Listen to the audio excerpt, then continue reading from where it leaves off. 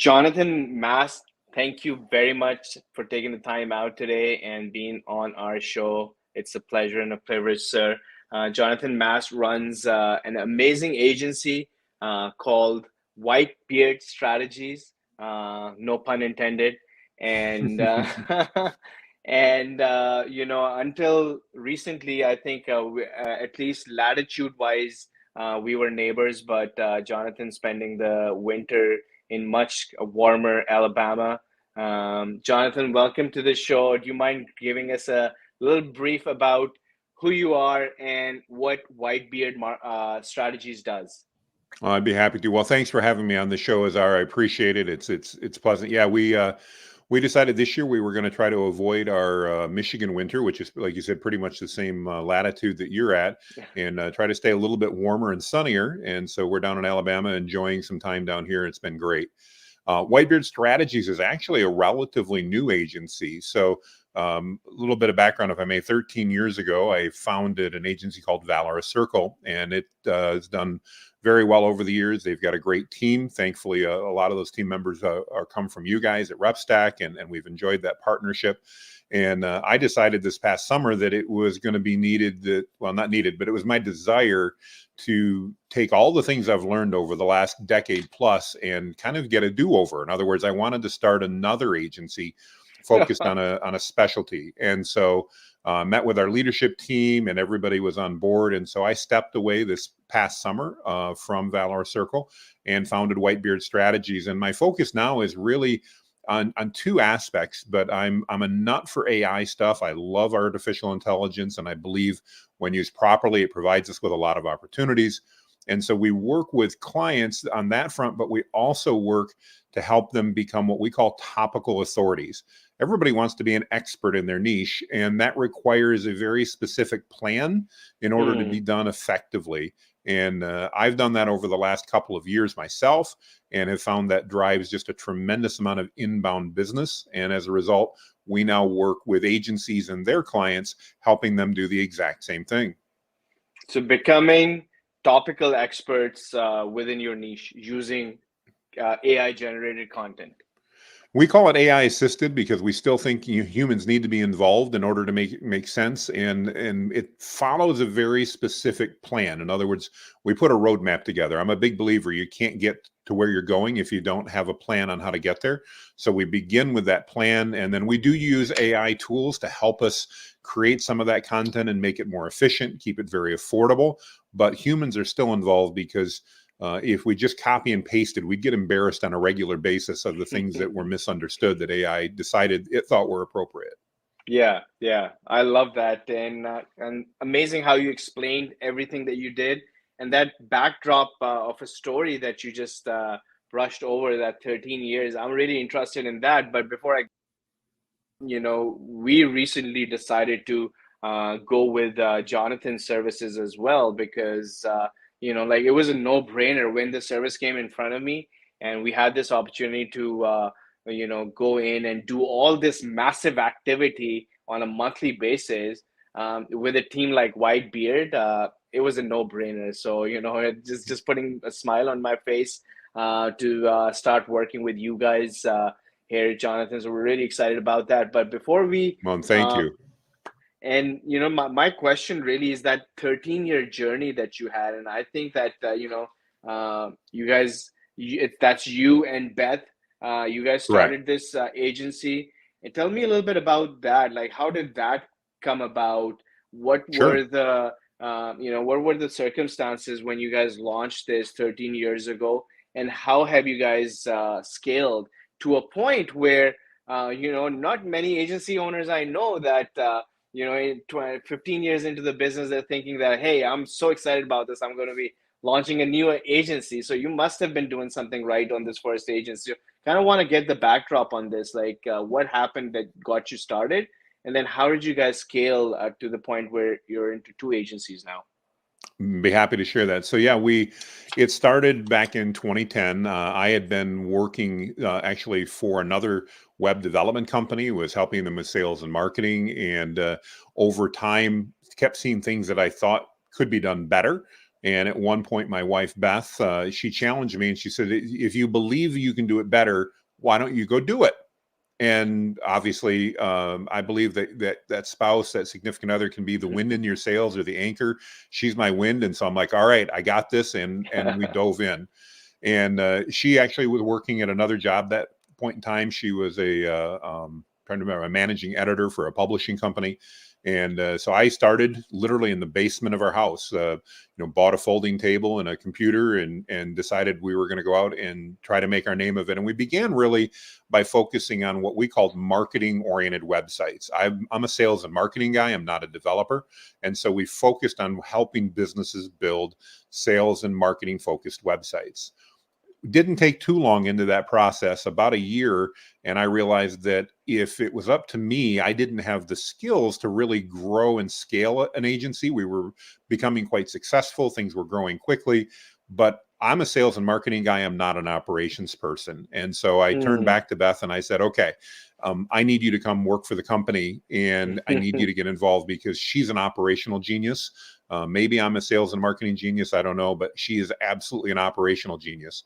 And thankfully, due to some negotiations, I was able to get her to leave her job and come work for me. And that very quickly turned into her deciding that one of us needed to be in charge ultimately. And as you can appreciate, anybody who's married, she let me know that that was going to be her. We needed her more than she needed me as far as the business was concerned. So I actually sold her the business in 2014 officially, and she became the owner. And then that really was the start of our growth. We launched well, but we weren't scaling. And when Beth joined in, that really helped that tremendously, because she brought with that operational excellence to make sure things got done. I was really good at selling things and telling stories. I wasn't necessarily good on the delivery side.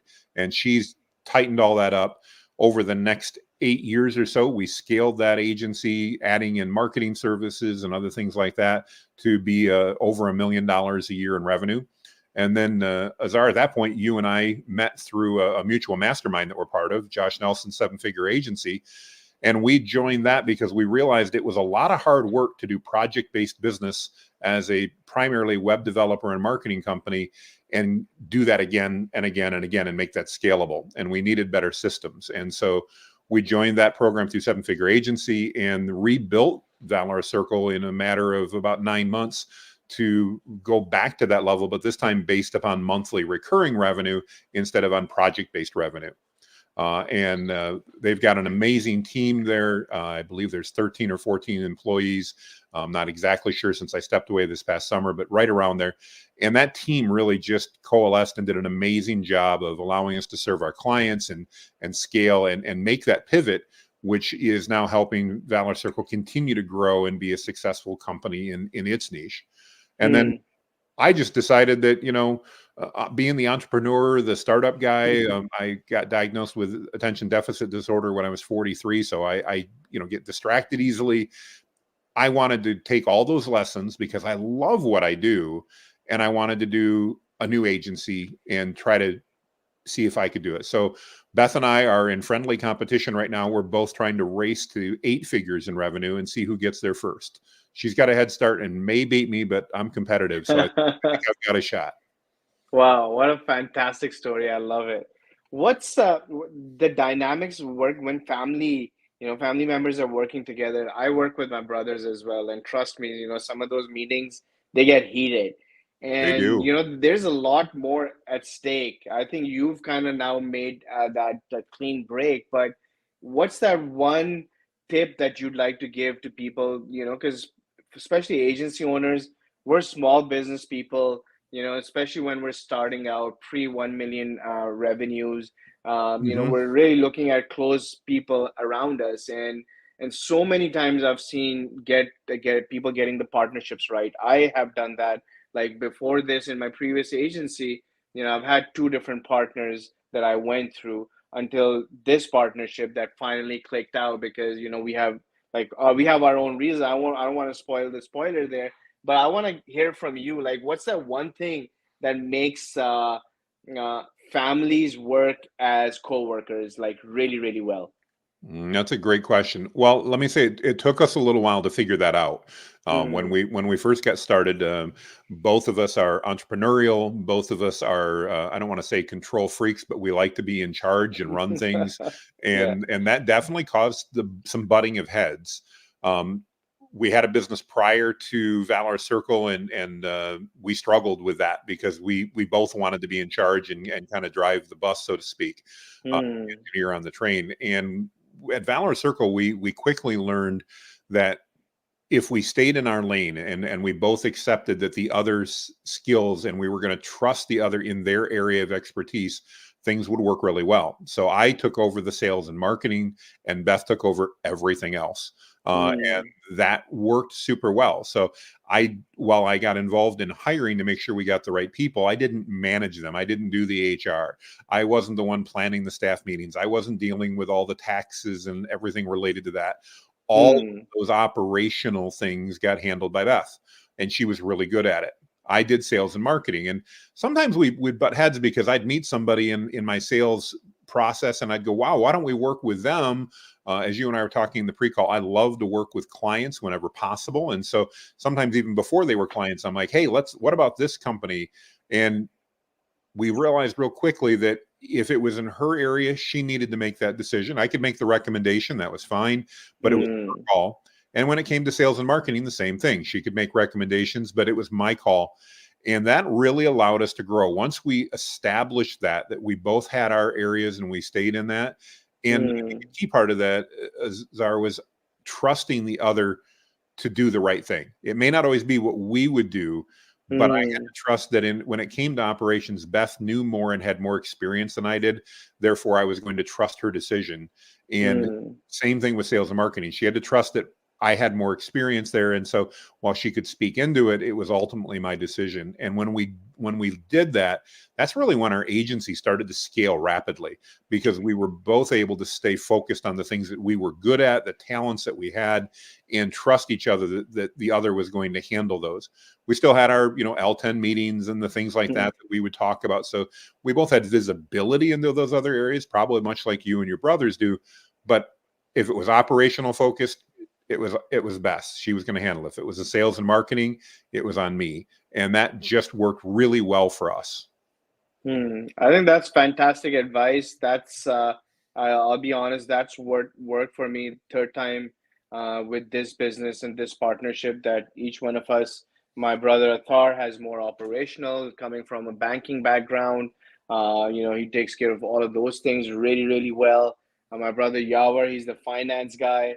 He's fantastic at that. So, we let him take care of the money and, like you have to defer at the end of the day and trust that, like you said, trust the partner who's making that decision, that they have the best decision of business Yeah. at heart, and let them decide it because they're probably feeling the same type of confidence that you feel in your decisions. But yeah, there's nothing better than working with family. And I think if you don't want to get it wrong, just like what Jonathan said, stay in your lanes, identify those lanes early on, and then stick to those lanes and don't interfere, overbearingly into others, because that's going to happen. And like you said, that it's going to get a bit of used to working as well. But once you get into that cadence, I think it's a beautiful thing to be working with your people that you It love the it most it on a was. daily basis. Yeah, no, absolutely, and that's part of what I loved about what I did is, we got to do that. So no, and it does, occasionally we still would butt heads, but we both gave each other permission to say, look, this is my area, I've got it, and the other person agreed to say when that happened, we'd then back off and go, okay, you're right, you got that, and again, that really allowed us to scale and grow once we really adopted that methodology. So maybe just because I know Whitebeard is in scale mode. I don't know if you have any employees there, but I just quickly want to touch base on the Valorous side. You mentioned that you have 15, 17 people now. Mhm. And how is the hierarchy and what type of roles have you hired from? And where are these teams based out of? Great question. So originally, when Valor Circle started, one of our goals was that we wanted to make sure everybody was in the same area that we were, and we served up in Michigan, in generally inside the state, more or less. And so all of our employees at that point in time, in fact, for many many years, were all local in an office physical location in Grand Rapids, Michigan, and that worked out really well for us. But after COVID, a number of things started changing, and we pivoted at that point in time to serve a national clientele as well. And as part of that process, we decided that we were going to be, looking for more employees as we scaled. And we found, unfortunately, it wasn't necessarily always possible to find the talent that we needed in in our local area anymore. So obviously working in our office became something that didn't happen anymore. And then we started outsourcing, and we found very quickly that, especially when partnering with agencies like RepStack, we were able to get very high quality, very intelligent, very capable team members to be able to join us from all around the world. And then we were able to really get the best person for that job and bring them in and pull to provide the most value for our clients. So right now, that total workforce is probably 4 or 5 people that are US based, and the rest of the team is all international. And has worked out super, super well for us, including the hires that we've made, as I mentioned to you, through RepStack.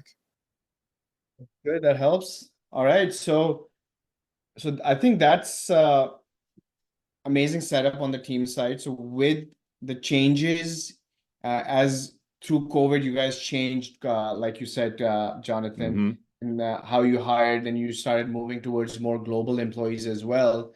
One thing that we note anytime we're talking to our clients, especially when they're trying to diversify from US based to a global team, one of the biggest impacts is on the P&L. Have you Yeah. guys seen a big difference as you move from all US based to, I think it's 60/40 at this point, right? Or 30. Roughly, I would say, yeah, I would say probably 60, 40, 70, 30 international as compared to US.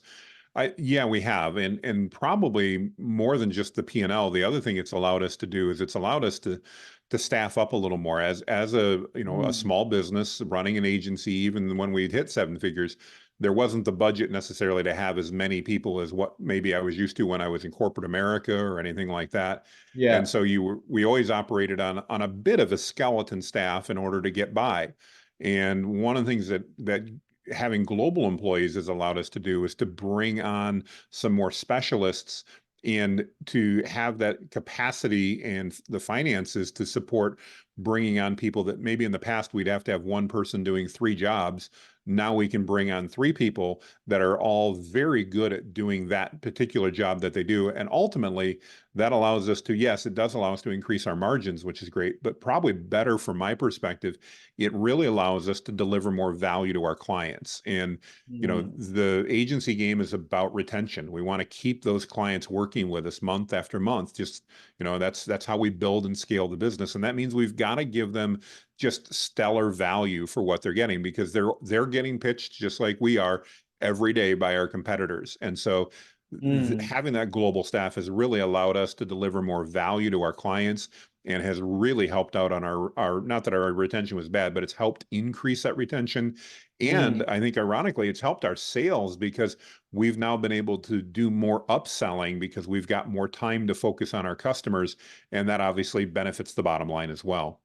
Yeah, yeah, that's fantastic. I love it because just not saving the money part, but how you're putting it that it's actually a requirement if you want to scale and grow in this day and age. Because like basically what it's allowing us is that it's giving us the speed. Like this is what's available to medium size and bigger organizations where they want to launch a project. Hey, let's just hire a $120,000 MBA and let's get that job done, right? We don't, as agency owners, we tend not to have that luxury, or not, at least Exactly. not until now. Now we can start doing that with global employees. We can bring in specialists who can benchmark at the same levels as our US employees were. And now we can say that, hey, it's not going to cost me an arm and a leg. let me start doing this thing that I was thinking that maybe I would be able to do, or me and my wife would have to do this extra job for us to get yet another project off the ground. Now I can, let me bring in this specialist and let him take care or her take care of this project that I really, really believe in. So it gives us that Absolutely. speed for scaling our businesses, making everything better around us, and gives us an opportunity to compete with the big guys because the big guys already got it figured out. Like I get my Google rep calls me from India. They don't even hide their numbers anymore. They call from their local Right. numbers. So if people they've moved on, it's time for us to make sure that like you said, building more value. Everything goes up and allows you to do more upsells. Like what a beautiful way to put it, Jonathan. That's fantastic. So that's how you got your team set up. Let's talk about Whitebeard. I'm really interested in what you're doing here. How did you come across, like, what made you? I know you would have gone through a process of niching down and figuring that Yeah. all of that stuff out, but what was the deciding factor on doing AI assisted content for other agencies? I think you're going to be working with a lot of agencies in this niche, right? We have been, yeah. So our business model basically has us beginning to work with agencies and then leverage that into their clients. That's how we've done that with a lot. So we start working with the agency, we add value there, and then they find out, wow, their clients could benefit from the same expert status that we're helping them Mm, gain in their niche. And what happened is in growing Valor Circle, and again, we had an amazing team, and they're still an amazing team over there. I just decided that I really wanted, again, that entrepreneurial vibe in me just really was saying, I want to do this again, but instead of being a traditional digital agency that does websites, that does email marketing, that does marketing automation, that does paid ads, that does all this, I wanted to become a specialist, not only in a niche, but also in a service. And after a number of years of me saying that I was going to become that go-to expert in my niche, I started that in October of 2022, much with the encouragement that you've heard from I have through our mentor and coach Josh Nelson, as he talks about omnipresence and being able to be everywhere that your audience mm, is at. And mm, so I started at that time recording daily videos, doing more social media posts than I'd ever done before. Instead of doing a couple a week, I started doing multiples per day. And in mm, order to do that, I realized I needed more content to draw off of. So I started mm, writing a lot more blog posts. And then mm, with the advent of AI, I found it saved me a lot of time because a lot of that research I could utilize in the brainstorming to come up with my plans, I could use AI to do. And mm, it helped with some of the content as well. And so what happened is through that process, I started building my topical authority to become that expert. And as things would happen, as they worked out, that's been just, I mean, it's worked out so incredibly well. I then wanted to take that same system that I'd developed and that had worked for me to bring leads in and mm, use that for clients. I think the moment I really realized I wanted to do that was about 3 months after I started building that topical authority, trying to become omnipresent online. I hopped on a phone call with a person I'd never met. It was an appointment that was set by one of our telemarketers, and mm, it was a sales call, a discovery call to see if we could help him out. And he hopped on the call, and instead of the typical, okay, what are you trying to sell me, and why should I listen to you? He said, Jonathan, I feel like I know you. You've been showing up in my social media every day for the last 3 months. And he goes, I've never commented on one of your videos. I've never liked any of them. But he goes, how can you help me?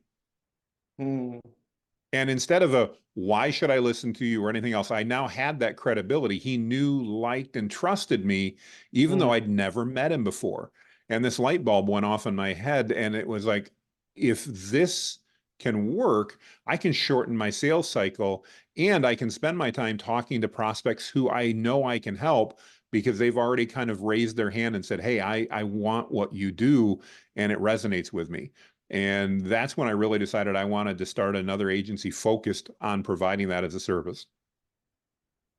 Yeah, I feel that, there's a double whammy here. Like you niche down onto the agency side and then you niche down on the service that you're providing, specializing in this. And when I like, and that's probably one of the reasons that we signed up for your services because we saw you everywhere. Well, thank And you. then when I saw what you're going to be doing for us, where is it? It's somewhere here. I was just reading it not too long ago. I'm going to read that out for everyone. It's just a no-brainer because uh, it's so simplified. Like, this is just some of the things that Jonathan's put together for us. 15 topical authority articles, 15 topical authority video scripts. I want to talk to you about that. And then Hmm. 30 topical authority social media posts, 30 AI generated images for social and blogs. And these images are not just any images, these are some next level images. So all of that activity, like, this is the activity that we wanted to do for so long for our SEO. We're doing great for our SEO, but I'm just getting goosebumps thinking that now that we're going to be adding this stuff in there, like what impact it's going to have. Can you talk to me about the video scripts? What does that Absolutely. mean? So the video, one of the things we found in building topical authority and that online omnipresence is that videos are really the hook that gets people to pay attention to what you're doing. It's kind of like the ad for, and ads are still important. So I'm not saying you don't need to do those, but the video is what connects with people. So, we ask people, our clients, to literally, we give them scripts, because the one thing we hear from everybody is, I don't know what to talk about. I don't know what I should say. And so we do the research to find out what Google tells us that your audience is already searching for related to your topic. So Mm, then we know data-wise what questions and topics we need to address.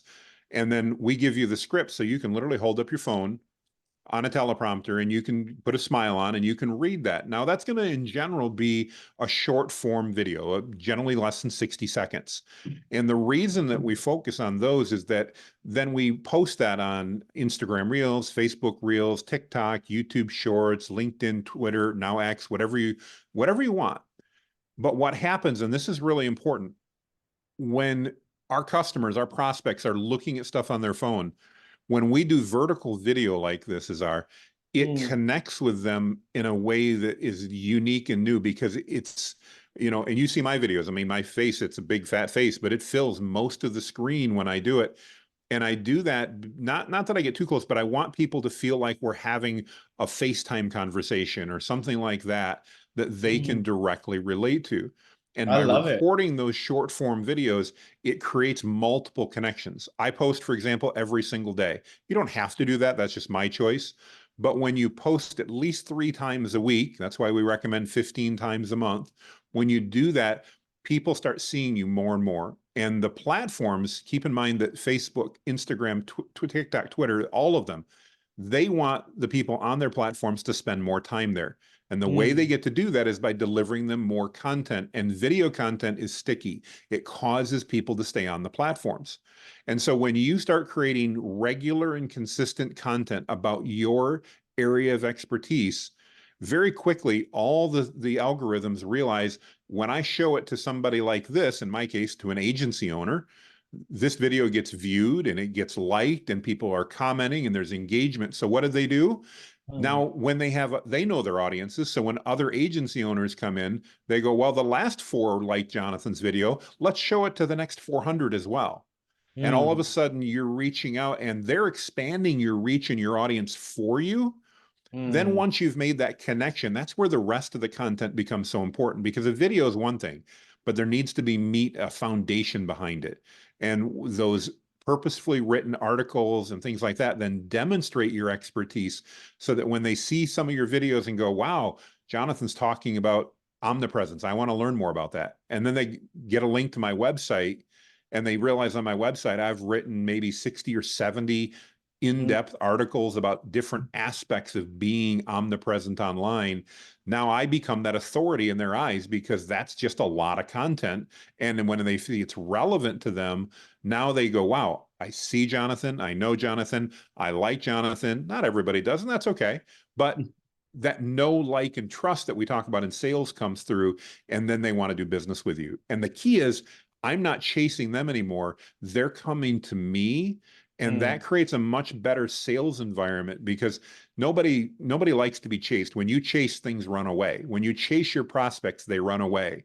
If your prospects come to you and say, how can you help me? Or I saw what you did for Azar. What can you do for me? Now, all of a sudden, it's a very different conversation, and I can focus on how we can add value to you and your business.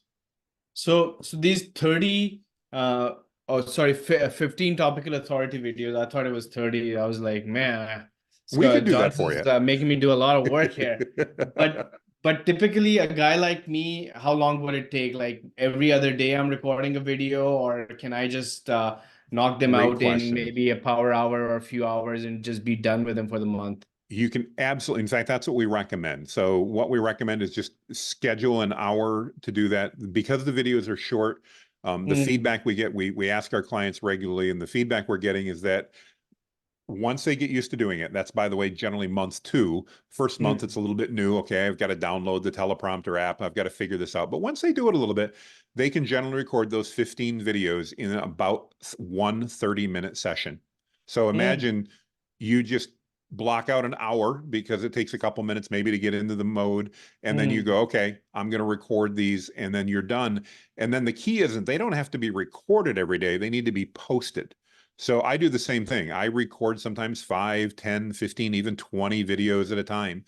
And mm. I record a lot of them, ironically, in my truck because my wife likes to do antique shopping. I'm not a big fan of that. So I take her out antique shopping. And while she spends a half hour in the store looking at trinkets, I record videos on my phone. And then I've got those videos are all set and ready to go. So I can upload those or my team can upload those and it's super easy. And so recording daily is an important, it's the posting every other day or again, roughly every other day that becomes relevant. Okay, that's interesting. Very much looking forward to getting on this program. I don't think it's going to be a problem just because we're used to being on camera all the time and Oh yeah. recording and things like that. So it's just, strategically adding some work on that side. In terms of Whitebeard marketing, where are you guys in your journey of scale? Have you hired any employees? What's the sales process like? How are you pulling in leads? So we're very fortunate that the vast majority of our leads right now come to us. In other words, literally every day I've got people reaching out wanting to know how they can work with us. We are now 5 months into our journey as a new agency. We just passed 50 some clients. We're I think at 53 as of this morning. Right. So we're pleased with that. And yes, I do have two remote workers that I work with. One is my executive assistant, and then the other is actually someone that we have through RepStack that helps us out with all of the back end go high level work that I do, the website work and things like that. And just does a tremendous job making sure those things get taken care of because like everybody else, we're setting up automations and I'm trying to make sure we have great follow up with our clients. And, he, for example, just Shruk helped us the other day automate some of the things that we're doing so that we can literally be more efficient because the more I can leverage tools and automations and AI to be efficient, the more value again that I can create and deliver to our clients. And I know that's how we're going to keep clients like you coming back every month because as long as we're delivering more value, then Mm. there's no reason not to keep coming back. So yeah, right now it is me and two remote workers who are Sounds like doing a just an really amazing nice, job. neat, lean operating machine here, Jonathan, you've built out already. And and then also like one last question, or maybe second last question, is that you got an opportunity to build out this new organization and look like my hunch is right, but I want to hear it from you. If you're building out a new agency today, what is the first role you would hire for? If I was doing it today, I would hire a great either account manager or admin to help out to make sure that the depends on my role. I'm a sales guy, so I'm probably going to be doing a lot of the sales myself. In a lot of agencies and a lot of businesses we know, they're more the operations and doer side. We know plenty of people that are very skillful at what they do, but maybe they're not good at the sales or things like that. So I would try to figure out what I was best at and I would hire the opposite role. So in my case, I'm probably personally, because I'm good at sales and marketing, I'm probably going to hire someone to help out with operational, a really top notch assistant that understands things, that can help me respond to mail, can help make sure that in my day that's going crazy, that I'm responding to the clients that I need to, that's making sure that the work's getting done. That's, again, day one, That's helping me what with a you lot of tasks. and that's what you did with this It's this exactly age. what we did. You hired an executive assistant for yourself. That was your first hire, right? Yep. Yep. Like day 2 or 3, that was but right away we hired. Yeah, yeah. I think that's a no-brainer. I've been using one for the last 2 years, and it's kind of addictive. It's like It when is. you met Sam, and when Sam's gone for on a holiday and stuff like that, I need to have like a backup plan because Yes. it's because it's Yes. making me operate like a person who can function properly, but very much like you, I haven't been diagnosed, but I feel that like I can focus on things that I really really enjoy.